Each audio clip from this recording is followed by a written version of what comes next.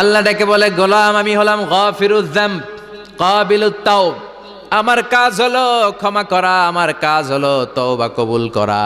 শয়তানের কাজ হলো ওয়াসওয়াসা দেওয়া, আমাদেরকে ভুল পথে নিয়ে যাওয়া। আর আমাদের কাজ হলো ভুল করে ফেলা, আল্লাহর কাজ হলো ভুলগুলো মাফ করে দেয়া।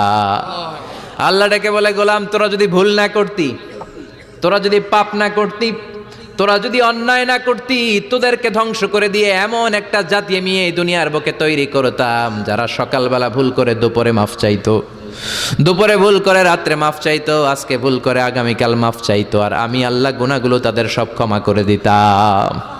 ক্ষমা করে দিতে আল্লাহর বড্ড ভাল লাগে। বান্দা আল্লাহর কাছে বারবার চাক, চোখের পানি ছাড়ুক, এটা আল্লাহ পছন্দ করে। চোখের পানির যে কত পাওয়ার আপনি কল্পনাই করতে পারবেন না। অনুশোচনার চোখের পানি চোখ বেয়ে নাকের ডগা পেয়ে জমিনে পড়ার আগেই আল্লাহ এই বান্দারে মাফ করে